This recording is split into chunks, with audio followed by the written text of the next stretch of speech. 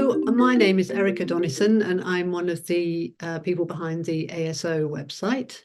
I'm based in the UK in Northwest England, and today I have the pleasure of speaking with Monica Gross from the Poise Project. And we're going to be speaking about the research that Monica and others have been doing into working with care partners or carers, as we might say in the UK, generally family members rather than somebody who's working in the care sector. So, Monica, would you like to introduce yourself and then we'll get on with the discussion? Yes, my name is Monica Gross. I'm in the United States. I live in the western part of North Carolina in the South, in Asheville. I lived for over 30 years also in New York City, which is where I trained to become an Alexander teacher. I was certified in '85, and I've been teaching since then, and then started the Poise Project in 2016 with some colleagues. In particular, Dr. Rajal Cohen from the University of Idaho, who most of you will know, and others who've been really instrumental along the way, including you, Erica, now. Okay, so if we start at the very beginning, and I'd like to ask you how on earth you got into working with care partners. How did it all come about? Well, I think first to give some background about just how serious the informal care partner situation is. I'll give some statistics that are from the United States, but it translates very well internationally. These are from the 2022 National Strategy to Support Family Caregivers that was put together through the Administration for Community Living. So these are some statistics from 2019, where at least 53 million people in the United States are providing informal care. And it's informal care, meaning unpaid care. It's usually for a family member, but it can be for a neighbor, a friend, in some extended care communities. And they're usually caring for someone who may have a chronic condition or a disability. At the same time, at least almost 3 million grandparents are taking care of grandchildren because the parents aren't able to take care of those children. And almost 3/4 of these primary informal caregivers are women. The average age is over 60. So these should be people who might be about to enjoy their retirement, but instead are taking care of usually elders, parents, or spouses or partners. And a very overlooked segment of the caregiving community are children, teens, and young adults who are caring for their parents, their grandparents, and their siblings. Most caregivers feel they have no choice about taking on the caregiving responsibilities. And this is one of the things that we've been addressing directly in our courses, and I'll talk about that later, this idea of choice and its relationship to Alexander Technique learning. Finally, when family caregivers don't have any training, any support, or opportunities for rest or caring for themselves, their own health and well-being and quality of life suffers greatly. So supporting family caregivers or informal care partners is an urgent public health issue. And it has been for a number of years, and it's only going to increase. And again, the COVID-19 pandemic made it really visible, and we need a real momentum internationally to address these problems. I'll just speak briefly about my personal experience with care partnering. My mother had Alzheimer's disease. She lived about 3.5-hour drive from me. She was living at home with my father, but I was her primary caregiver in the sense that I was managing her different levels of care from when she was still at home through many, many different assisted living situations, memory clinic situations, nursing care, all the way through hospice over about 12 years. And of course, this was, it's no different really caring for someone at a distance. In fact, it can be even more stressful because you don't always know what's going on. And then Belinda Mello, who co-wrote the Care Partner course, Partnering with Poise, that we'll be talking about. Her father had Parkinson's disease. And again, she was doing long distance caring with him as well as with her other, a sibling that was helping with that. So these can be very trying situations Often there are stressful family dynamics. It can create big schisms in families. That was certainly the case in my family, that added extra pressure. Often siblings start to break apart, or people don't understand that this person that you're caring for really does have dementia, because when your other people are around them, they just seem fine. So there are a lot of stresses, both physical and emotional, for the caregiver. Yeah. Yeah, thank heavens for the Alexander technique, because that's where we can step in. So let's talk about. That was my experience. I don't think that if I hadn't had Alexander already embodied over all those years, that I would have made it through that without severe health issues myself, particularly mental health issues doing that. Yeah. Okay, so it's very clear why you might have wanted to work with this group of people. Take us through the process. How did the work progress, including how you integrated the research element? Sure. Well, when we started the Poise Project, one of the things we were going to do was to apply for grants so that we could create what we would call replicable courses, meaning an Alexander course that had a lesson plan and manual that could be other teachers could be trained to do, that would have be delivered in a similar way each time.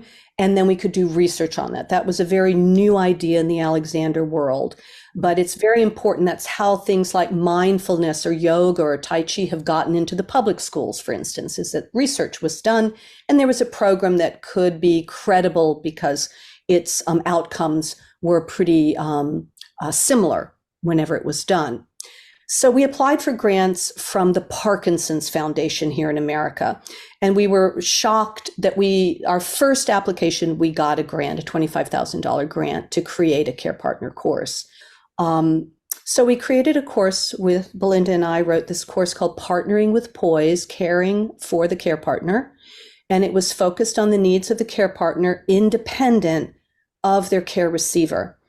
It was first, it was delivered once a week for 90 minutes over 10 weeks, but then we expanded it to 12 weeks for the reason that it made it easier for care partners to attend, because they might not always be able to come every day, so they wouldn't really miss information.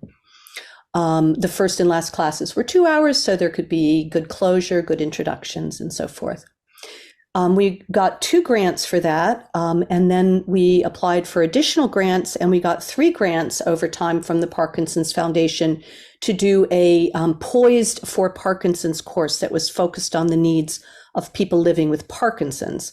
And those included a care partner, if they had one. And so we found positive outcomes for the dyads, the couples that we'll talk about later. Then we also got some grants from the Alzheimer's Foundation of America to do the Care Partner course for people caring for people living with dementia specifically, and that was during COVID. So both of these began as in-person courses and then became online courses during the pandemic. So I had been teaching Alexander online in one-to-one sessions since 2010. So I'd been doing that for a while, but not group courses. So we had a fully enrolled Parkinson's, Alexander for Parkinson's course that was scheduled to start March 18th, 2020, which was the day that North Carolina shut down. So I immediately moved the course online and began teaching it that way. And then we continued with our IRB approval from University of Idaho to begin to do some comparison studies, pilot studies of the online delivery compared to the in-person delivery for both our Care Partner course and our Parkinson's course. Please take us through what you've discovered so far. So I'm definitely going to refer to my notes here because it's a lot of statistics, but you will be able to find all of these posters and abstracts and research data on the Poise Project website, and Erica will be putting a link below. So first of all, I'll focus on the Partnering with Poise course, which was directly there to support the care partners.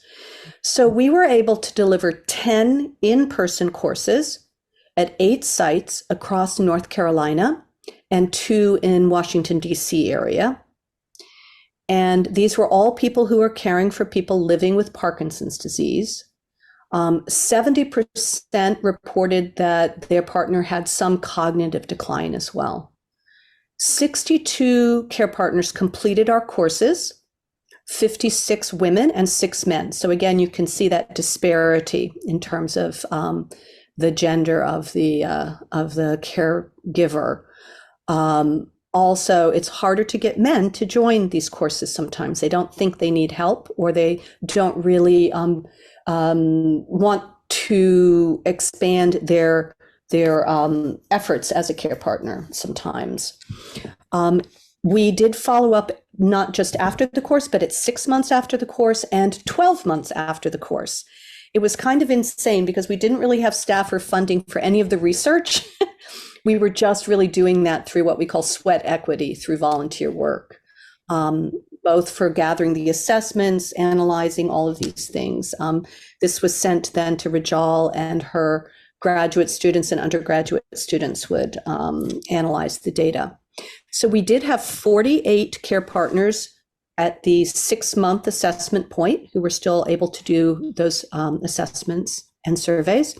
And we had 38 people at the end of 12 months. We would have had more, but it was really hard for us to get to all of these sites with no funding when I could only go one day. So plenty of people wanted to continue to do these, but weren't able to because we couldn't schedule them that particular day. We did not have a control group for any of the in-person courses. I'm going to speak about our outcomes first from the in-person course, and then I'll talk about the online course. So first of all, how did we measure outcomes? We used anonymous course evaluations that everybody filled out after they did the course. It had Likert scales of 0 to 10 question responses. We used 2 measures of executive function, digit span and Stroop. We had 12 self-report survey measures, and we also did an objective balance and functioning assessment for the in-person course. We had great course retention, 83% course retention, and we had 83% course attendance, which was excellent. Participants said they enjoyed the course and their interactions with other participants. They all said very high percentage preferred that if they had had a private session, they actually would have preferred the group. And they would recommend the course to other care partners. So what did we see happen between before and after the course? We saw significant improvement. And when I use that term significant improvement, that is a demonstrable, recognized research standard that there was enough improvement to be significant in a research setting scientifically.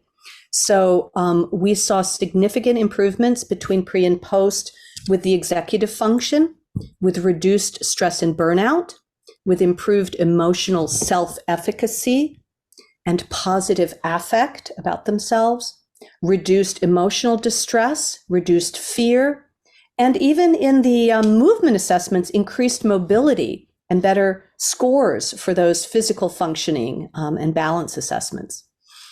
And then between the first, before the course and 6 months after the course, this continued. We saw that the executive function, at least with the Stroop test, continued to improve. Actually, it had improved from before the course.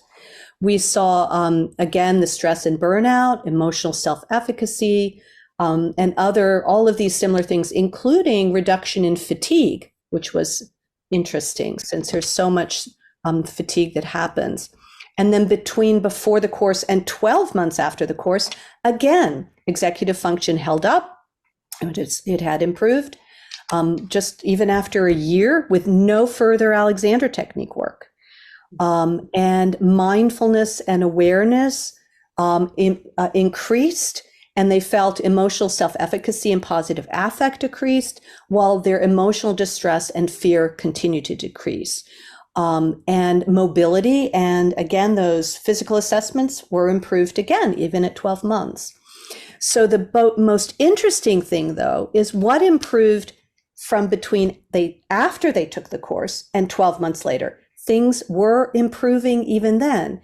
This is one of the standards that we're trying to say is different about Alexander work is that not only do you do better after your training, but that you may be doing even better a year later or 18 months later. So this is significant. So what we saw between after they finished the course and 12 months later, they reported again improvements in executive function. And that was something that we really, because that's that confusion and stress that leads to disturbed executive function and agency, had continued to improve. So then with the online courses, what happened there? Well, we did 3 online courses. This is through the Alzheimer's Foundation. So they were people caring for people living with Alzheimer's disease or with dementia. And they were people from North Carolina, South Carolina, and 7 other states around America, because we were able to really cast a wide net since it was online during COVID. For this one, we did have a control group of 9 care partners, and we had 14 care partners who did complete the course, 11 women and 3 men.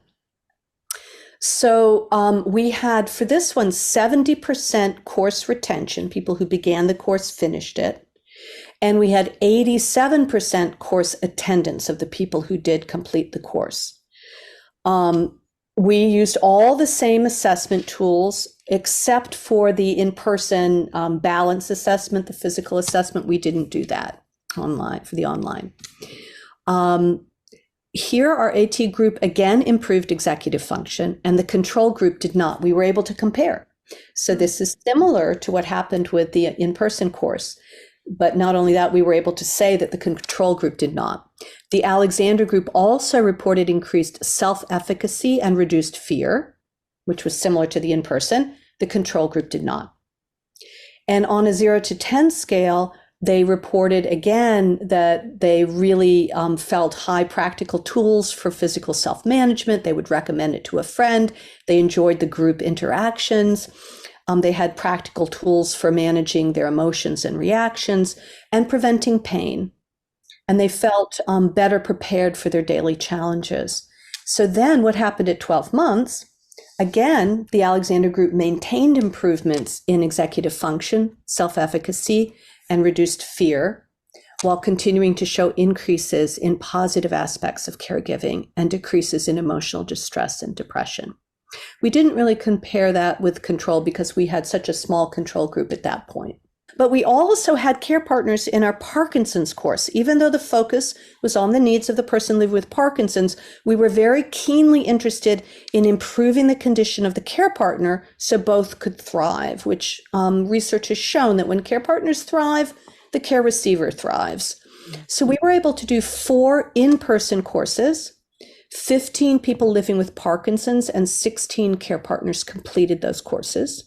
And we did 3 online courses, and 14 people living with Parkinson's and 12 care partners completed that course.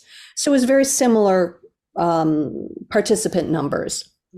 So what I'll just say that just some of we had great outcomes for the Parkinson's. You can see all that online. But in terms of care partners, this was really interesting. The dropout rate for people living with Parkinson's, dropping out of the course, people living with Parkinson's who did not have a care partner who joined them, was almost 100%. Oh. In other words, there were 6 people living with Parkinson's in the course who did not have a care partner in the in-person course. They all dropped out. We had 2 people living with Parkinson's in the online course who didn't have a care partner. One of them almost dropped out. He did not attend a lot of them, but he didn't actually drop out. And the other one had a neighbor who was very supportive, who was helping her. So we found this to be significant. We again used the same sort of outcome measurements, and we got self-reports about symptom management, both from the point of view of the person living with Parkinson's and from the care partner. And we saw some pretty similar outcomes and reports about symptom management. But sometimes in the pre-course surveys, the care partner would say one thing and the person living with Parkinson's would say a wildly different thing. what we found is that after the course, some of those things were closer. So, for instance, the person living with Parkinson's might say they had terrible trouble managing their freezing of gait, a movement issue, where the care partner was saying, oh, they don't have any trouble with it. And then afterwards, it became clear they understood each other and it was more online. So that was an interesting thing. So, and then also improvements in vocal volume, lack of mumbling, things like that, stuttering, vocal issues, which impact, very tremendously impact the caregiver. Those were reported by the caregivers as having improved. So that was good, even at 6 months after the course. And things like apathy and depression, which again really impact the care partner. There seemed to be definite symptom management improvement reported by both the care partners and the person living with Parkinson's at 6 months post-course. Also, the thing that really held up and improved from pre to post to 6 months was pain management for the person living with Parkinson's. And that was very surprising because it was not a focus of the course. We didn't talk a lot about pain. And so the care partner was very pleased to report that they understood that their care receiver had less pain now. So were there any other takeaways from all of that work? Yeah, briefly, I think the main thing everybody needs to understand is how hard it is to get a care partner into the room. Whether it's a real room, an analog room or a digital room, it is really hard. So you say, oh, it's a Parkinson's course. Yeah, they'll show up. If you say it's a course for you, it has nothing to do with the person you're caring for, there's so much reluctance. And so there's this element of care partnering, which is called loss of self. Or role engulfment. You become engulfed in the role. You no longer sense that you have needs or you suppress them. So our course was one of the few anywhere which said your needs are equal and as important as the person you're caring for. They matter. Your agency, your personal agency, your ability to determine and make choices for yourself, no matter what, is just as important. And that your health is at risk for this loss of self, and it damages health. And there is clear statistics in research that care partners often die before their care receiver when it's an elderly care situation. So we don't want that to happen. We learned quickly some strategies to keep those care partners in the room. First of all, we would always say, please come for at least the first three sessions. Alexander's weird. It's different. You're going to need that amount of time to kind of understand what's going on. And they responded to that. The other thing, particularly when it was an online class, somebody would 15 minutes before class was starting, send a little text or email. I can't come. I'm exhausted. I can't come. He needs help. I would pick up the phone and call them. Oh, it's okay. Just keep your video and audio off, but just enjoy it. Or come just for 10 minutes. It's welcome. Over and over again. And gradually they understood that we really cared about them. And that even if they didn't show up, it was fine. If they could only come for 5 classes for 10 minutes, that's great. We never shamed them. And so we were focusing on care partner agency and these long-term benefits. And one of the primary things that kept them was saying, once you get this, you do not need to set time aside to practice it. You don't need to be told you should be doing yoga, you should get a massage, you should go to your meditation. You're just using it. You're using it in the moment. And those were the reports we got. So few programs focus on the needs of care partners independent of their care receivers, but Alexander Technique does.